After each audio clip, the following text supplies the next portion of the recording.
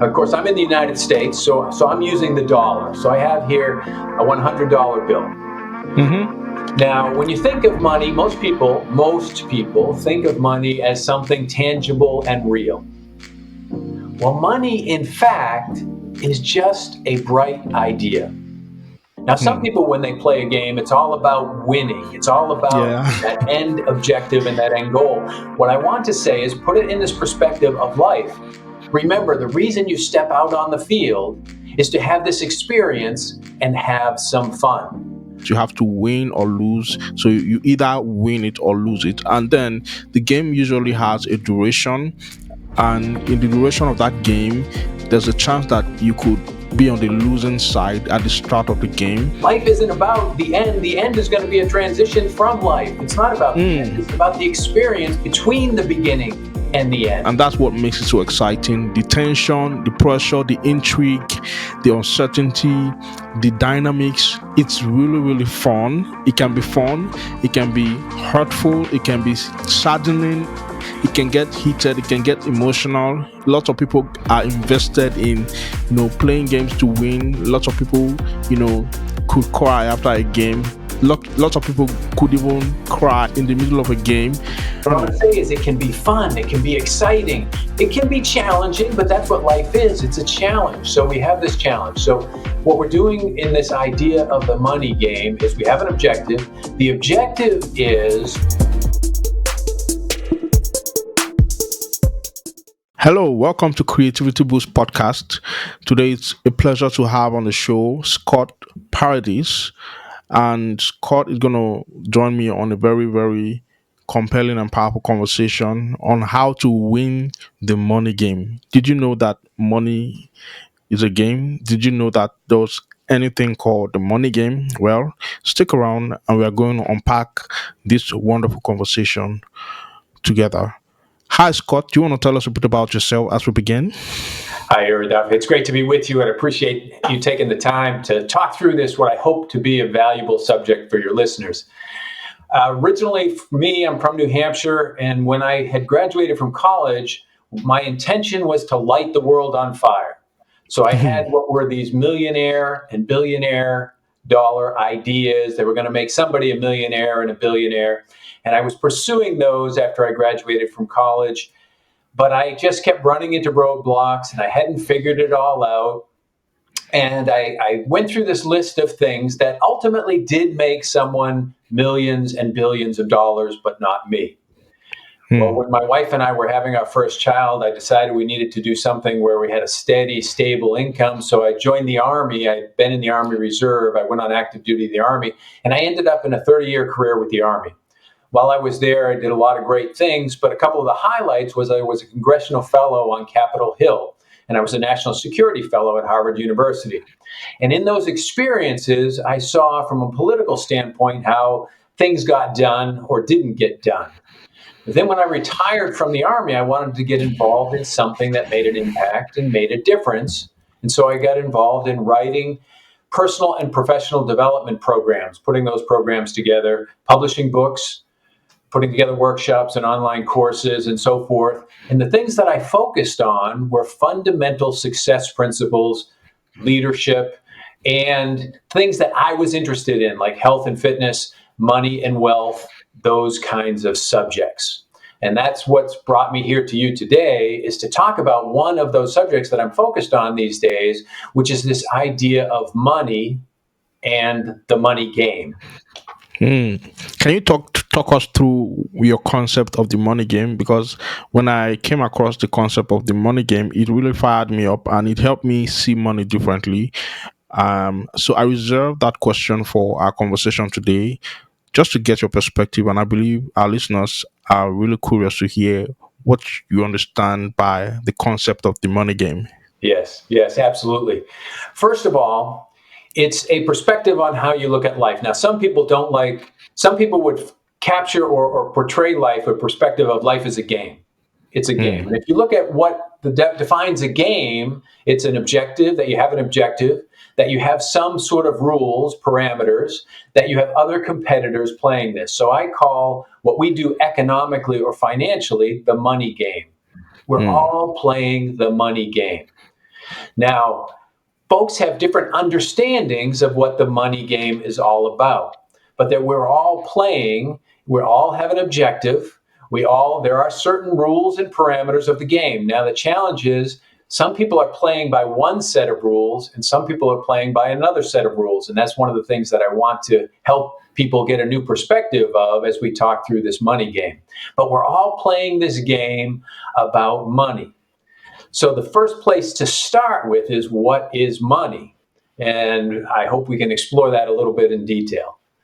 Yeah, absolutely. In fact, before we go into what is money, I want us to talk about what is game, because that would help us contextualize our conversation for our listeners. Because the concept of a game, as I understand it, and as any average person who has ever played a game or watched a game would know, is that you have a game, it's a competition, there's a prize, you have to win or lose. So you either win it or lose it. And then the game usually has a duration, and in the duration of that game, there's a chance that you could be on the losing side at the start of the game. And if it's a game that gives you breaks, there's also a possibility that you'll be losing at halftime.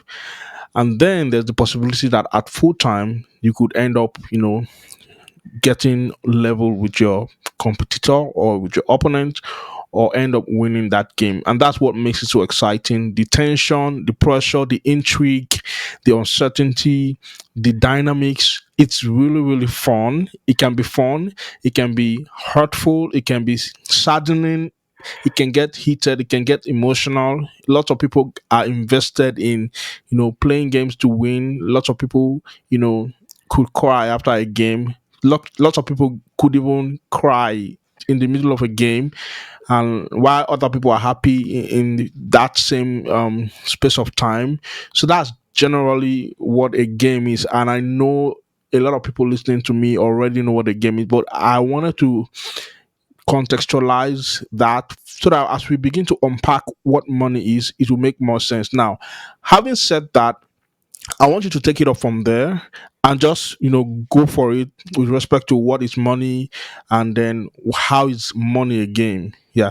Yes. I think you explained it exceptionally well in that it involves all our emotions in this game.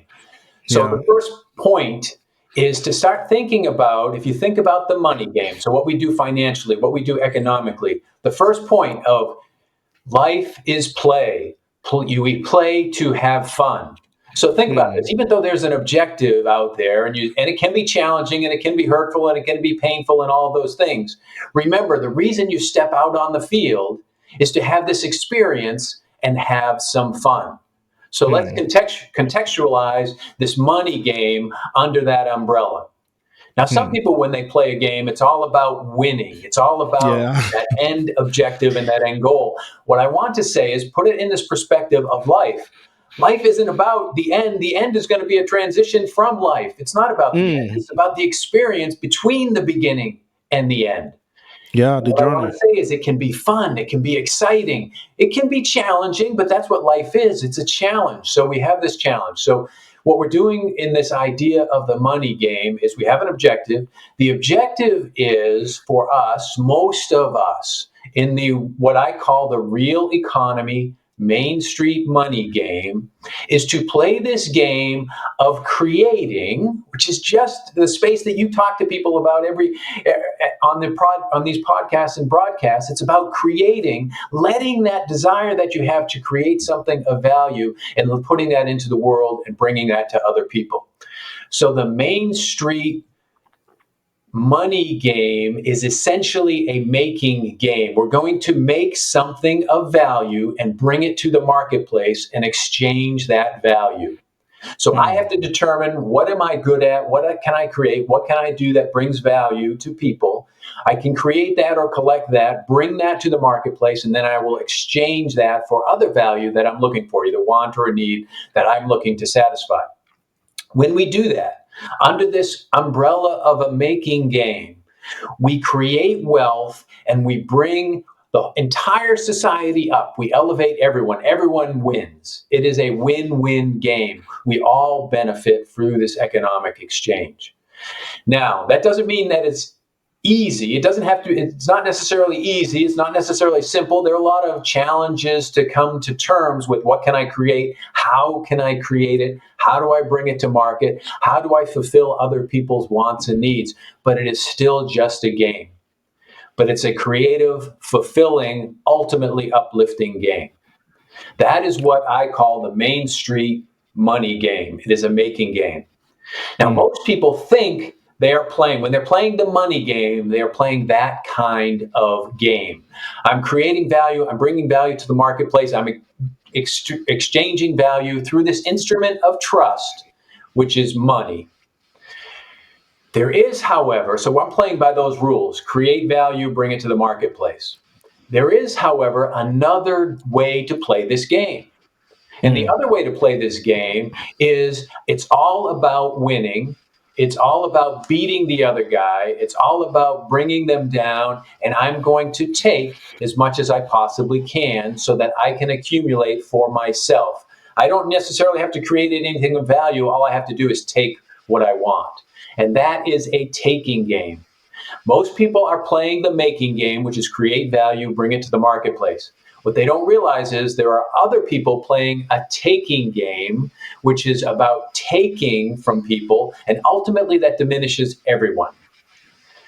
But then let me go back to what the heck money is. So, as we look at this from a perspective of what money is all about.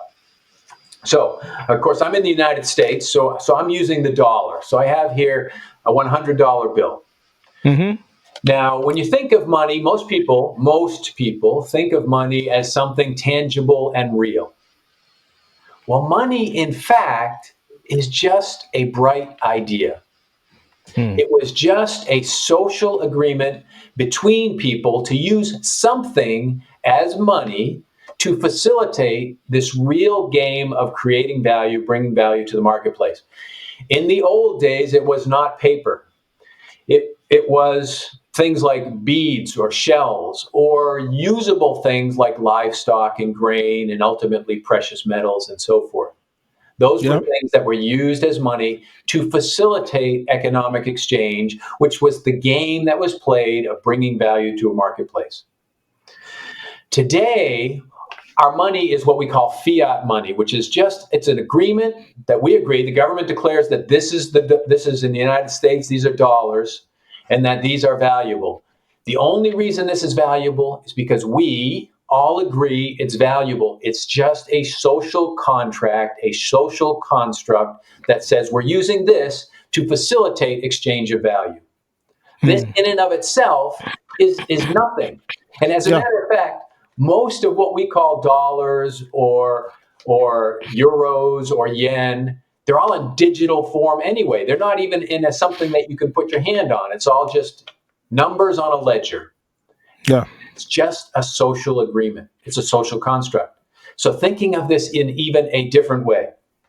What is that social construct of money used for? It's to facilitate exchange of value. How do we create that value? Through our effort, through our imagination, through our labor, through our creativity, through our connecting with other people. That's how we create wealth. We bring that wealth to market, we exchange it, facilitate it with this instrument, which is just a social construct, it's a made up idea. And that facilitates this exchange of what is human energy. So you Mm. can look at money as a form of energy. It is how we allocate our energy, our physical, our emotional, and our intellectual energy, the money. So that objective that we're striving for in the money game is ultimately a physical, emotional, or intellectual objective that we're just using this agreement that we call money to facilitate. Does that make sense? Absolutely. Now, I really like. Absolutely. Now, I really like the perspective that you have just shared with the listeners and with me on this conversation. And I'd like us to look at it a little differently from the perspective of this game of money. Let's look at it, in a different way or in a different angle. Like, why do people fail or lose this game? Why do people invest and lose their money, right? Because this is part of the money game. You could invest and make some profit. You could invest and lose your money, lose your capital, right? So, what are the dynamics around it? What are the factors around this so that we can actually play that game, successfully and play that game and win that game?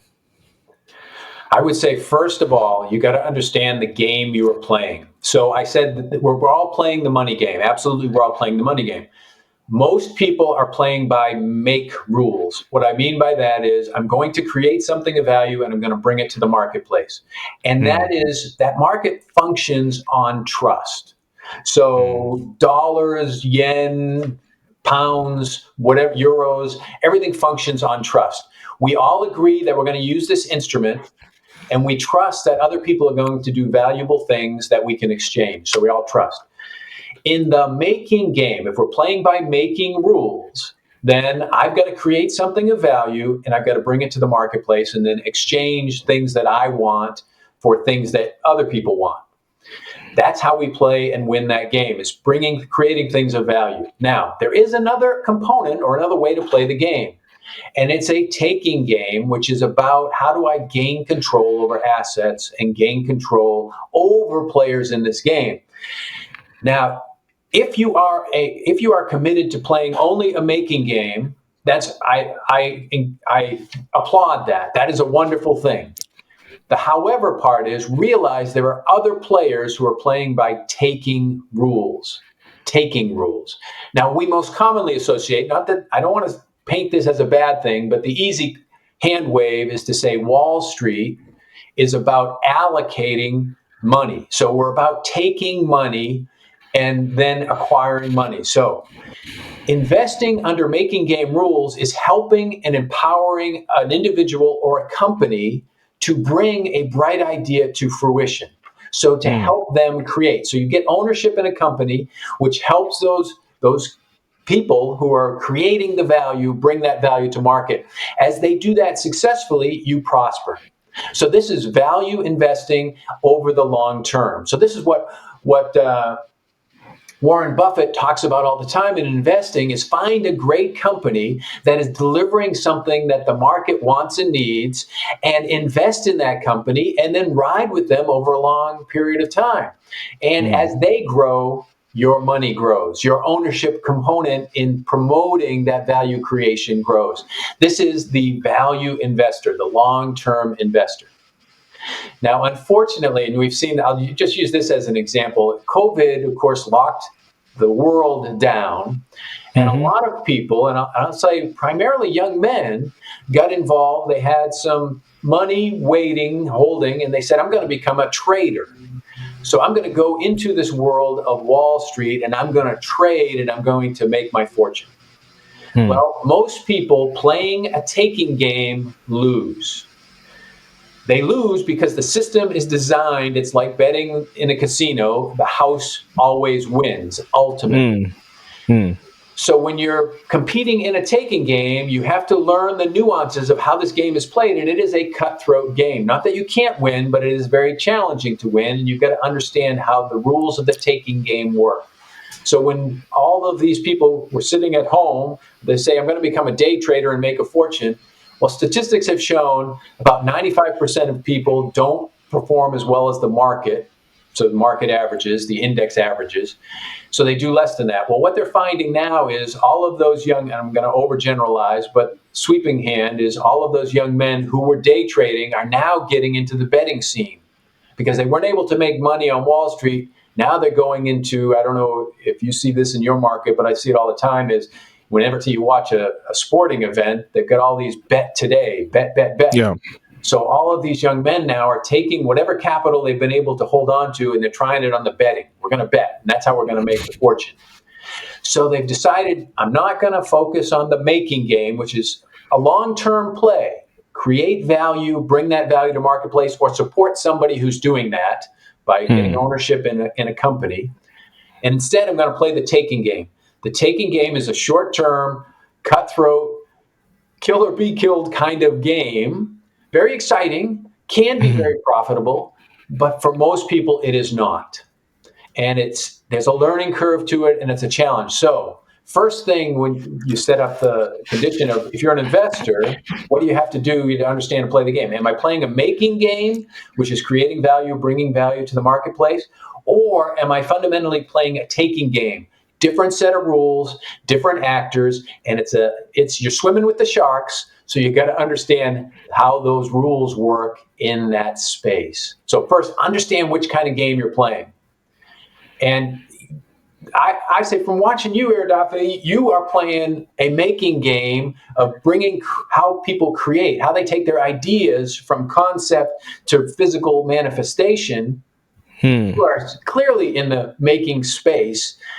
So that is a different mindset than the taking space. But realize there are some people playing that taking game.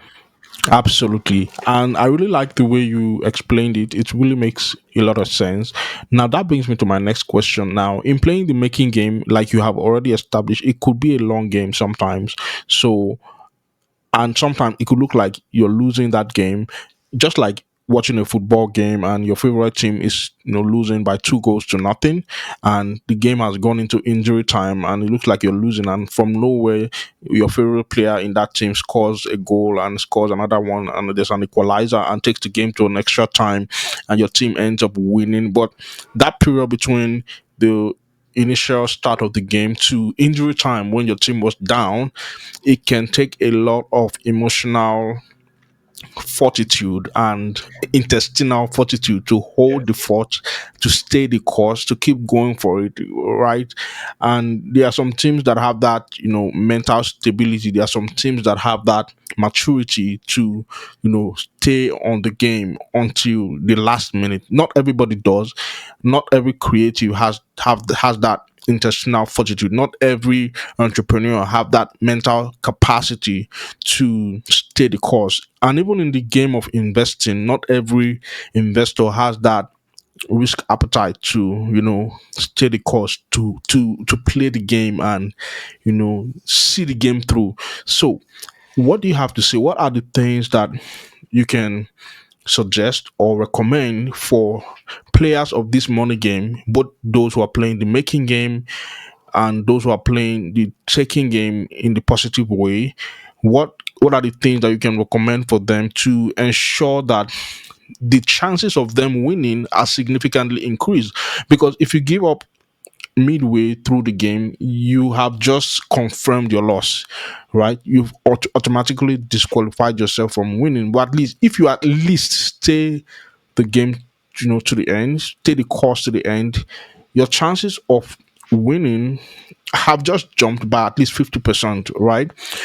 And I'm not talking about just blindly playing a game that is already lost, because there are some people who also do that.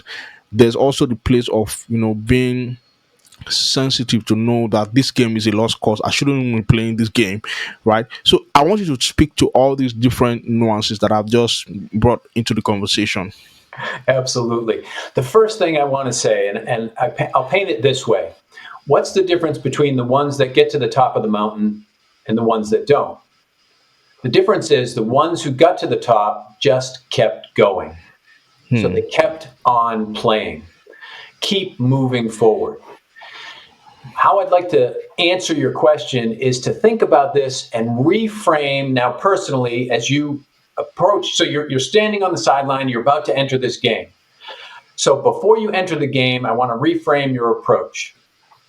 Is your approach ultimately about winning the game or about winning in life? And I say that deliberately. Winning in life is that it is an experience, it is Hmm. a learning experience.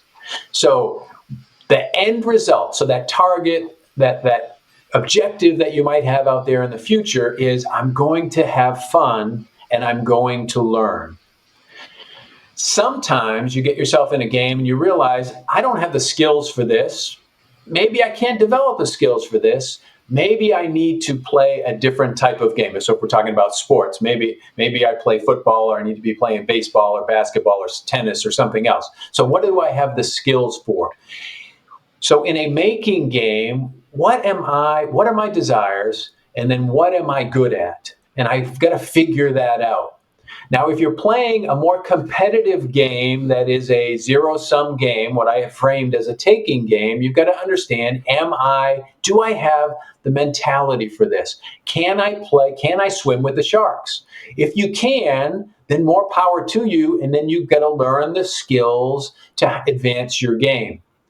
It all begins with a simple question, what I frame as the golden question. The golden question is, what do I want?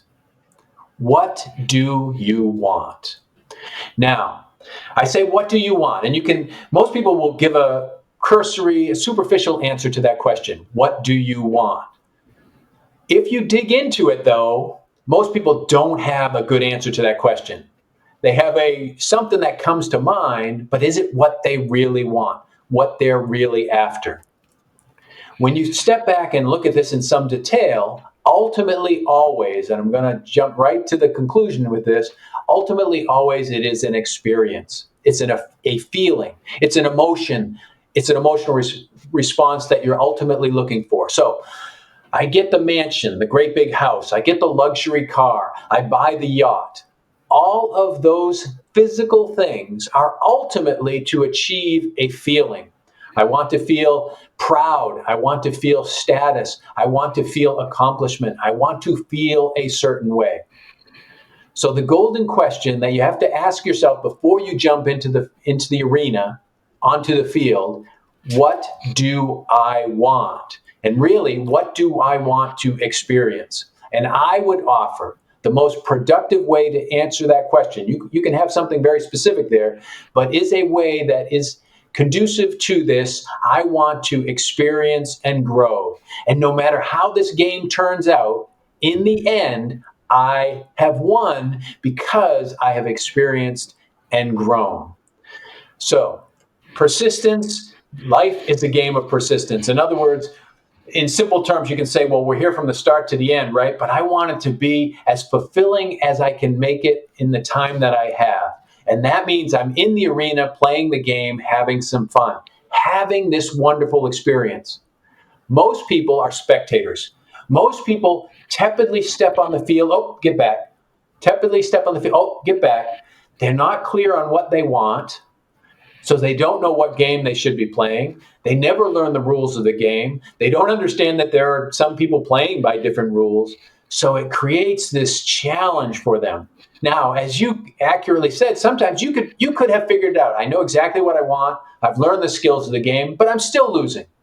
Well, that's okay. It's going to be painful. But I'm going to get through it because I'm here to experience and to have fun. And if that's the objective, then life is going to find a way for you to advance. All you have to do is keep playing. Just keep playing.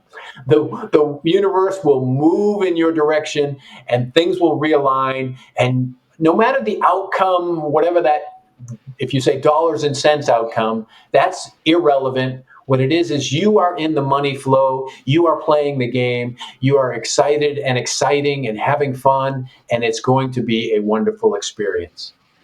Absolutely, and thank you for that. What comes to mind also when I think about the money game, because I'm also a very excited and enthusiastic football fan. So I watched football a lot when I have lots of free time. So I have some knowledge about that sport.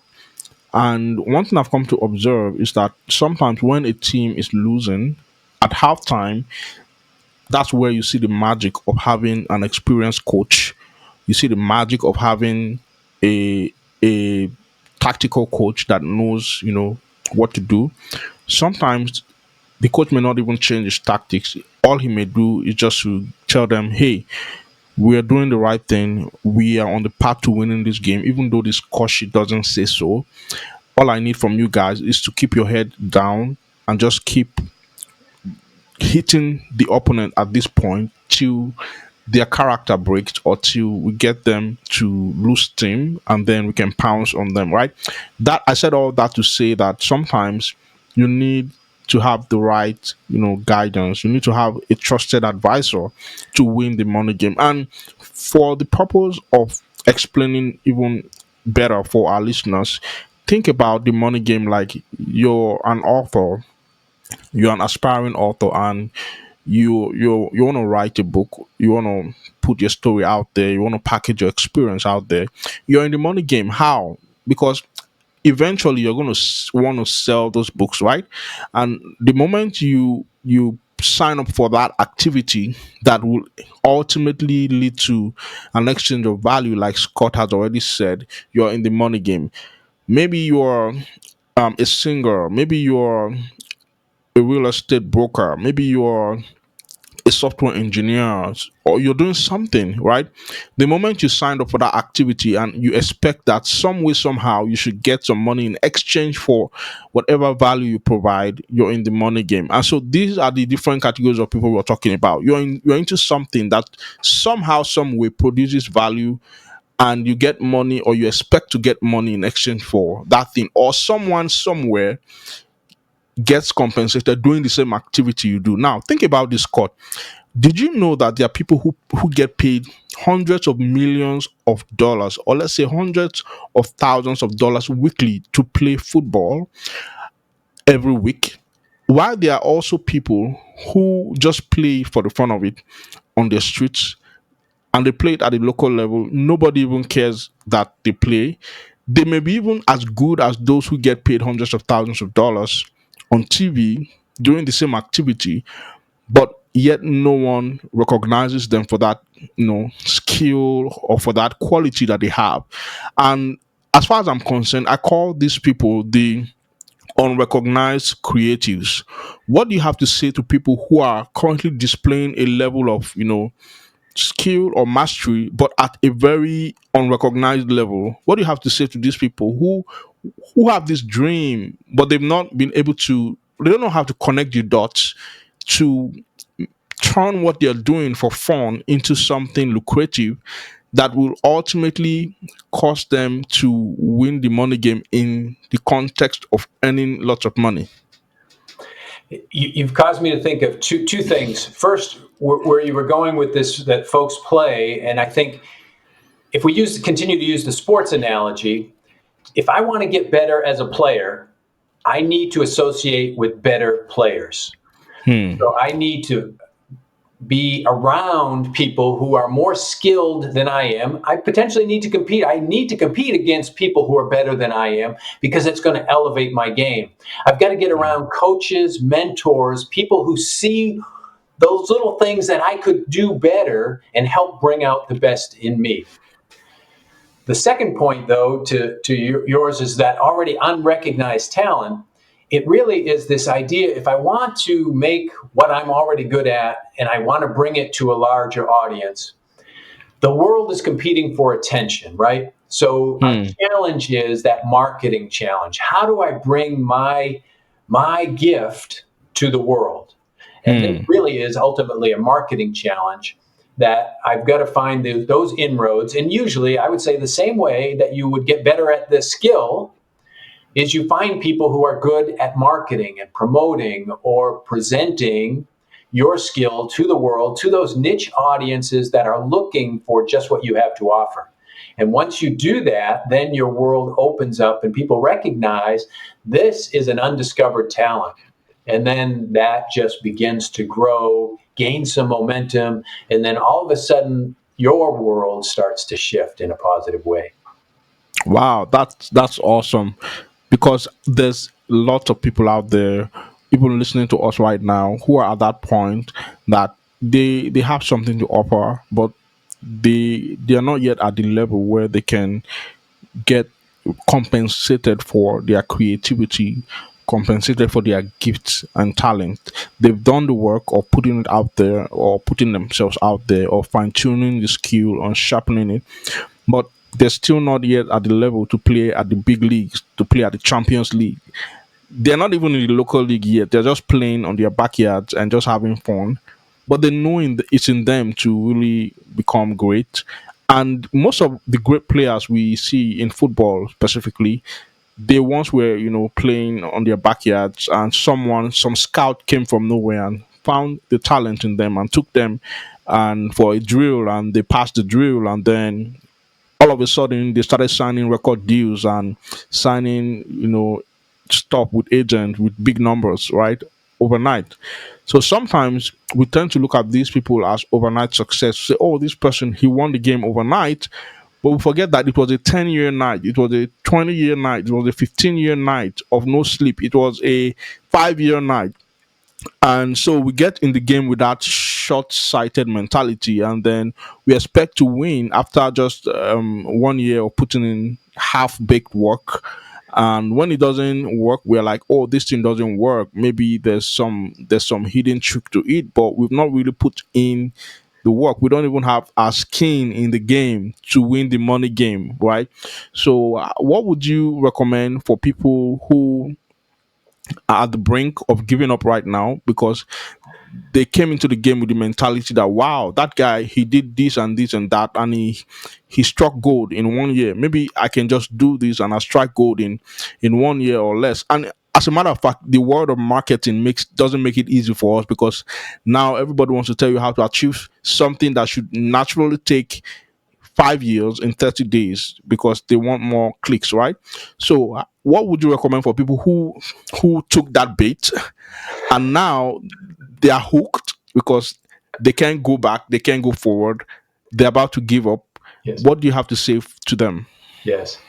First of all, what I would say to every individual is that you are a magnificent divine being that has the potential to do amazing things. Hmm. What we're doing is we hold ourselves back, and ultimately, it is our beliefs that drive us forward. But we have all of this resistance to our greatness. Now, I would say, to your point of, I've demonstrated some skills, but I'm looking for something fast. Hmm.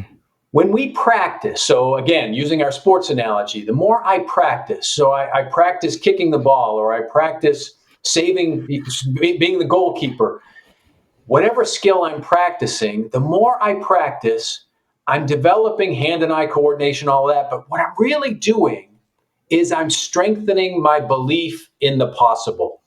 What Hmm. is possible for me? And every time I increase my belief, my skills get a little better. So this Hmm. goes in tandem, that my beliefs are getting stronger, my skills are getting better. My skills are getting better, my beliefs are getting stronger. What we're doing now, go back to our game before we get on. Ultimately, we're here to experience and to have fun, and we're to grow and learn.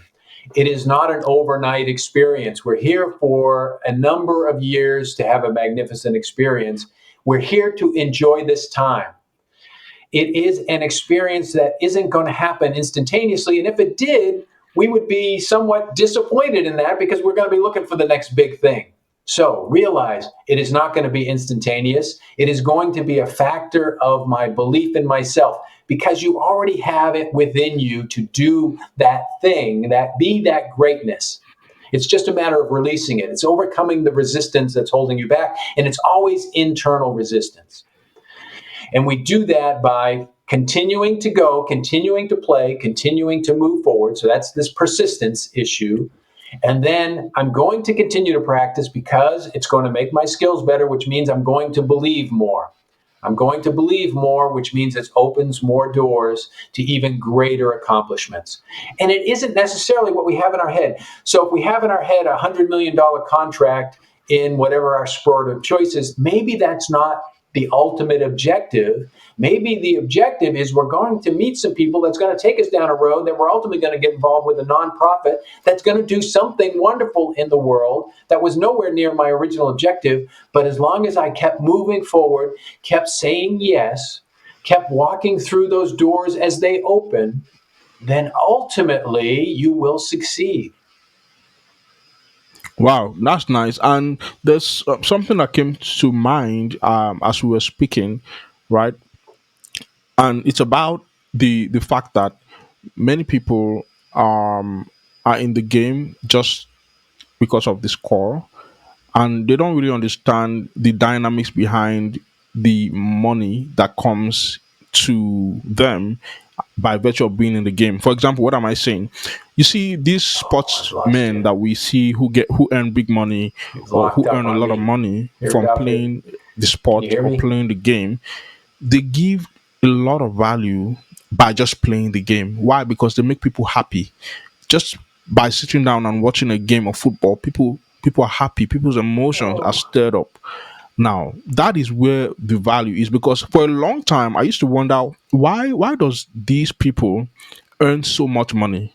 Why do these people earn this crazy amount of money just to play football, or just to play baseball, or just to play hockey? And then I came to discover that Can these you hear people me? bring joy to If a you can hear lot of me, people just I've by got you playing the locked. I'm not game, hearing right? anything. So thinking of the money game in that context is that you want to be in the game. You're writing a book. You're creating a product. You're creating a course, or you're building a company, or you're building some kind of shop where you want to sell something. You want to help people get what they want, get the thing they desire the most, that will bring them joy. The moment you do that, people will start throwing money at you without even knowing, right? They won't need any reason to give you money. They just start throwing money at you every chance they get. And that's why players, football players, baseball players, golf players, get paid crazy amount of money just to kick a football, just to hit, a round object in the pitch with a stick, right? What's the value there? The value there is they are giving people a sense of, fulfillment, sense of joy, sense of happiness, by showing them how they went through a set of challenges, a set of roadblocks to achieve a goal, or to score a goal. So they help everyone see themselves in, a tense situation where there's a roadblock, there's an obstacle, but they have to jump through those obstacles to achieve it, right? So I said all of that to say that you want to, like Scott has already said in the beginning of our conversation, you want to make sure you are creating value. And value could be anything. Value could be anything for anybody. So your job in winning the money game, your job is to figure out what people value, what a large number of people value. It may be that they value to feel a certain way, to feel happy about a certain outcome. When you figure what that value is and what that group of people is, your job is to create that value for them. And by doing that in a unique way, and by putting all the other things that need to be put in place in order, you're sure to win the money game. I don't know if you have something to say to that, Scott. I'd like you to say something to that. And I'll also like you to say something about your upcoming book project, because I'm aware that you're currently working on a book, right? So go Yeah. for it. Yes. Well, as you were speaking that and laying that out, I thought we've been using this analogy quite a bit. And I thought this is really powerful because you think about all those millions of dollars that are going to these sports superstars, and why? Because Yeah. it's giving us a feeling.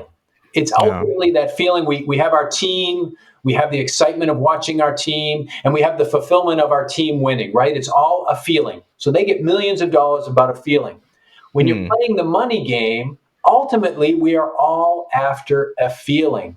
We're all Hmm. trying to achieve whatever it is we want to achieve through the money game, through the conventional wisdom is get a good job and work hard. Well, it's a more nuanced than that. It's about bringing value, just what you were talking about, is creating something that people want or need, and Hmm. then bringing that to the marketplace. And you Hmm. do that, then people will respond. That is you creating something with your energy, bringing it to the marketplace, and people respond by sending you back energy, which in this case is money. That Hmm. is the money flow. Think of money, if we talk about it as an energy flow, think of it like a river. So the river is flowing, money is flowing, and the river brings life to everything it touches. Brings life. Hmm.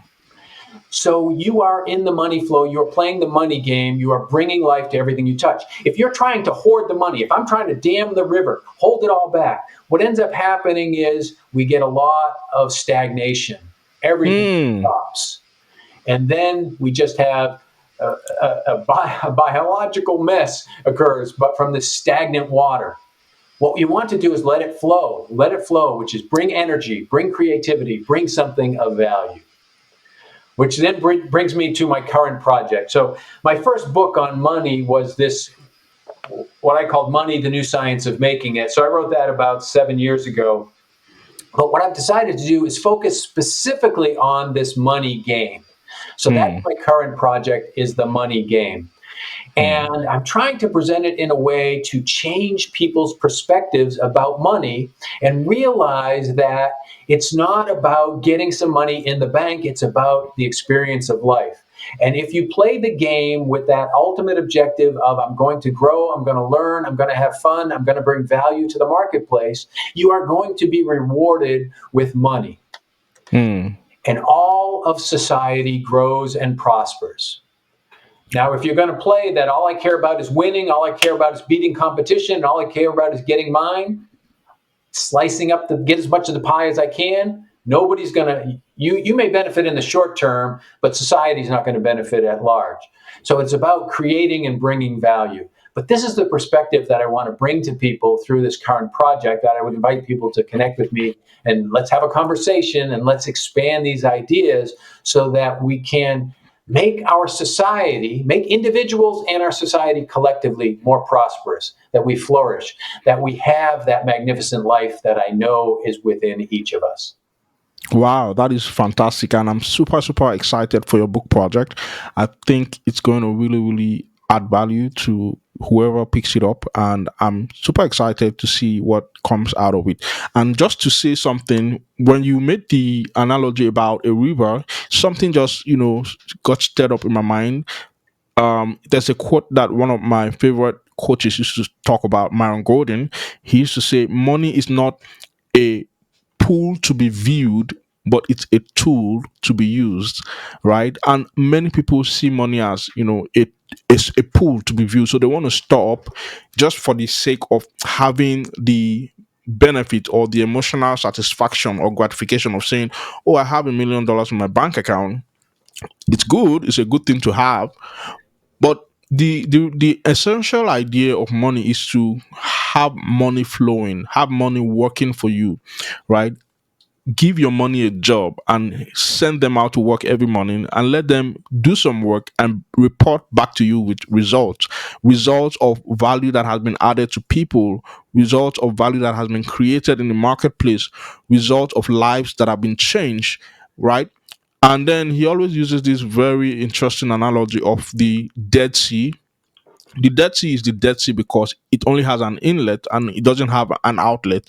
So every living thing that comes into the Dead Sea dies because it's a stagnant water body. However, the Sea of Galilee, which is also around the same area where the Dead Sea is, it's a water body that has an inlet and an outlet, and so living things can thrive in that ecosystem, in that water body, right? So you want to be a flowing river. You want your money to be a flowing river and not a pool, and not a stagnant, pond where living things die. Right. Because at the end of the day, your mindset about money will determine how well you play the money game and how much value you are able to create in the world. Because the whole idea of money is just a construct, like Scott has said. And there's so much I can say about money, but money is just an idea. And the way you think about money is going to affect how much you're able to create value, and exchange value and transfer that value and even store that value, in quantities that will benefit others. So these are my final words, and I think this is a good place to, you know, draw the curtain for today's conversation. There's so much we can talk about because it's a very powerful and insightful topic and discussion. And I also have a guest who is really knowledgeable in the area, so we can go on and on. But I think this is a good place to call it. And I'd like you to give us your final words as we bring the conversation to a close. Well, my final words are, thank you very much for having me. And this has been a great conversation. And I really do appreciate it. And by all means, connect with me, look me up, let's get connected, and let's expand this journey into prosperity together. Wow, awesome. And I'm going to leave links to Scott's, contact and whatnot in the show notes so you can take it to the next level with him and learn more about his work and his project and his books if you'd like to. Thank you once again for joining us. I'm going to bring today's conversation to a close. It's still Creativity Boost podcast. I look forward to connecting with you. Share, like, comment on this episode wherever you're listening, wherever you're watching, and just help us tell others about what's going on here, and ignite the creativity of people out there, boost the creativity of people out there by sharing this wonderful and amazing conversation. I'll see you next time. Until then, have a good one, and bye bye.